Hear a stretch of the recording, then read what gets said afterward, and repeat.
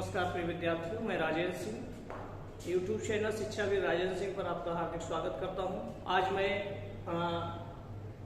शिक्षा और दर्शन के अंतर्गत वेदांत दर्शन और शिक्षा पर चर्चा कर रहा हूं। इससे पहले हमने वेदांत दर्शन के स्वरूप पर, वेदांत के रूप पर चर्चा की थी।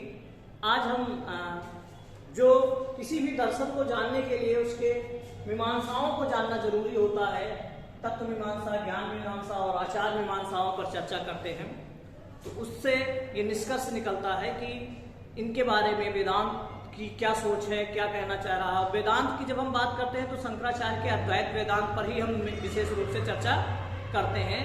शंकराचार्य जी का अद्वैत वेदांत सबसे ज्यादा प्रभावी रहा है, तो इसकी चर्चा करते हैं। सबसे पहले तत्व मीमांसा पर हम बात कर लेते हैं, वेदांत दर्शन और वेदांत दर्शन की तत्व मीमांसा।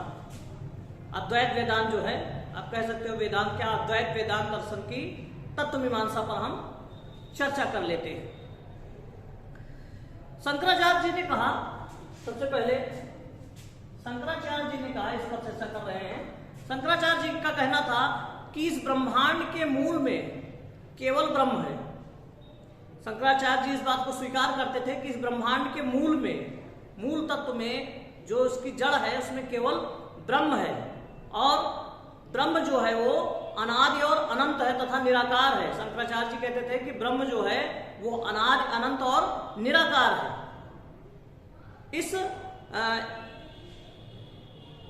यही जो ब्रह्म है, इस ब्रह्मांड का कर्ता और उपादान कारण दोनों है। ब्रह्म ने ब्रह्म के द्वारा इस ब्रह्मांड की उत्पत्ति की है, यानी कि ब्रह्म ही इस ब्रह्मांड का कर्ता और उपादान कारण दोनों है, और यही शंकराचार्य जी का अद्वैत वेदांत है। ठीक, शंकराचार्य जी कहते हैं कि सर्वप्रथम ब्रह्म क्या करता है? सर्वप्रथम ब्रह्म अपनी इच्छा से अपने अंदर माया की उत्पत्ति करता है, माया शक्ति का निर्माण करता है, और फिर इस माया शक्ति के द्वारा नाना प्रकार के वस्तु जगत का निर्माण करता है। ठीक, जगत के कर्ता के रूप में ब्रह्म साकार ब्रह्म अथवा ईश्वर के रूप में विभूषित है। आत्मा को, ये शंकराचार्य जी आत्मा के बारे में कहते हैं कि आत्मा ब्रह्म का अंश है, ब्रह्म का अंश है। आत्मा क्या है? ब्रह्म का अंश है। ठीक, और इसलिए ब्रह्म जो है वो सर्वशक्तिमान है, सर्वव्यापक है, पूर्ण है, अपने आप में सर्वज्ञाता है। इसलिए आत्मा भी कहीं ना कहीं अपने में पूर्ण है, अपने में सर्वव्यापक है, सर्वशक्तिमान है और सर्वज्ञाता है। ठीक, ये तत्व मीमांसा के अंतर्गत कहते हैं। फिर आचार ज्ञान मीमांसा की बात की जाती है, तो शंकराचार्य जी ने ज्ञान को दो भागों में बांटा। शंकराचार्य जी ने ज्ञान को दो भागों में बांटा, एक अपरा मतलब लौकिक अथवा व्यवहारिक, और दूसरा परा मतलब आध्यात्मिक। ठीक, अपरा को लौकिक या व्यवहारिक कहते हैं और परा को आध्यात्मिक कहते हैं। उन्होंने ज्ञान को दो भागों में शंकराचार्य जी ने बांटा। इस वस्तु जगत एवं मनुष्य जीवन के विभिन्न पक्षों के ज्ञान को उन्होंने अपरा ज्ञान कहा। ये जो संपूर्ण वस्तु जगत है और मानव जीवन, वस्तु जगत है और मानव जीवन के विभिन्न पक्षों के ज्ञान को उन्होंने क्या कहा? अपरा ज्ञान। अपरा ज्ञान मतलब लौकिक अथवा व्यवहारिक ज्ञान। इनकी दृष्टि से इस ज्ञान की केवल व्यवहारिक उपयोगिता है, अपरा ज्ञान की केवल व्यवहारिक उपयोगिता है। इससे मनुष्य अपने जीवन के अंतिम उद्देश्य मुक्ति या मोक्ष की प्राप्ति नहीं कर सकता है। ठीक, वेद, ब्राह्मण, अरण्यक और गीता की तत्व मीमांसा को पराज्ञान कहते थे। पराज्ञान क्या है? पराज्ञान वो है जो आध्यात्मिक है। ठीक, इनकी दृष्टि से सच्चा ज्ञान यही है, और इस ज्ञान के द्वारा मनुष्य मुक्ति को प्राप्त कर सकता है। वेद का, पुराण का, अरण्यक का, ब्राह्मण का, इनके अध्ययन द्वारा मनुष्य मुक्ति प्राप्त कर सकता है। इसलिए ये दोनों प्रकार के ज्ञान को प्राप्त करने के लिए श्रवण मनन निध्यासन के साथ साधन चतुष्ट को आवश्यक मानते थे। इनकी दृष्टि से बिना साधन चतुष्ट के आदमी जो है वो पराज्ञान की प्राप्ति नहीं कर सकता है। अब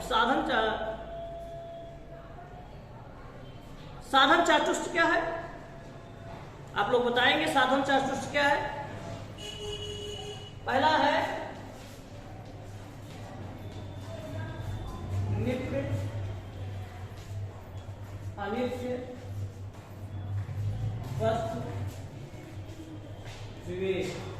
साधन चतुष्ट में जो बताए गए पराज्ञान प्राप्ति के लिए साधन चतुष्ट वो क्या है? नित्य अनित्य वस्तु विवेक। नित्य अनित्य वस्तु विवेक पहला है। दूसरा है भोग विरक्ति।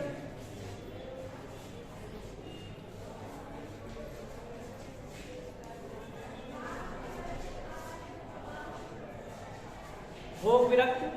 और तीसरी की चर्चा करते हैं समदमान।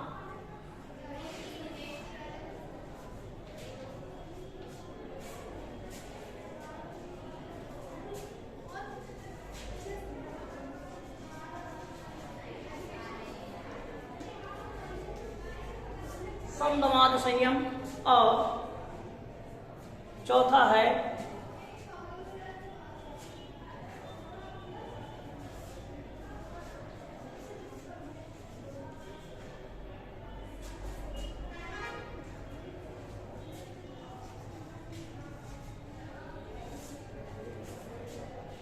मुमुक्षुत्व। ये साधन चतुष्ट है। साधन चतुष्ट की बात की गई है।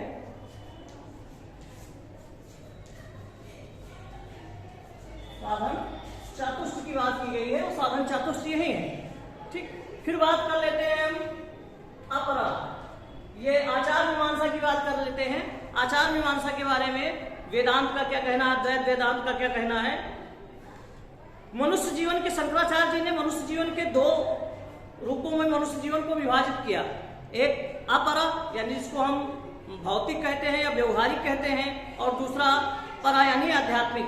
व्यवहारिक दृष्टि से उन्होंने मनुष्य को अपने वर्ण के आधार पर, उस समय समाज वर्ण व्यवस्था पर विभाजित था, तो व्यवहारिक ज्ञान के रूप में वो कहते थे कि व्यवहारिक दृष्टि से मनुष्य की जो अपने वर्ण व्यवस्था के आधार पर अपने कर्म जो उसको कर्म करना है वो उसका ईमानदारी पूर्वक से पालन करे।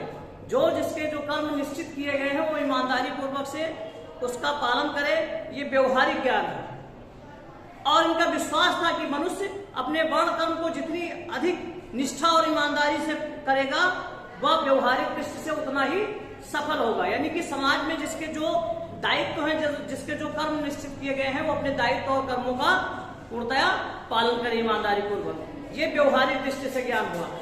ठीक, तो उसका आचार मीमांसा के अंतर्गत। और मानव जीवन का अंतिम उद्देश्य शंकराचार्य जी जो कहते थे वो मुक्ति की प्राप्ति है। और उन्होंने मुक्ति को दो रूप में स्वीकार किया, एक जीवन मुक्ति और दूसरा विदेह मुक्ति। मुक्ति के दो रूप है, मुक्ति के दो रूप उन्होंने बताए,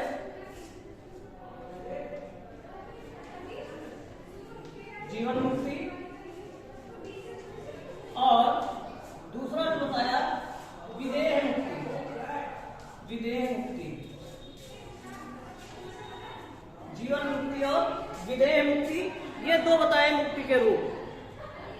ठीक, उनके मत से किसी प्रकार की मुक्ति के लिए ज्ञान का मार्ग अनुसरण करना चाहिए। अगर आपको किसी भी प्रकार की मुक्ति चाहिए तो ज्ञान का मार्ग का आपका अनुसरण करना पड़ेगा। ज्ञान प्राप्ति के लिए शंकराचार्य जी ने श्रवण मनन और निध्यासन पर बल दिया और इसके लिए साधन चतुष्ट पर बढ़ने को आवश्यक माना। और मोक्ष प्राप्त करने के इच्छुक को इसका सबका पालन करना चाहिए, ऐसा उन्होंने कहा। तो ये तत्व मीमांसा, ज्ञान मीमांसा और आचार मीमांसा के बारे में वेदांत यानी अद्वैत वेदांत शंकराचार्य जी के ये विचार मुख्य रूप से थे।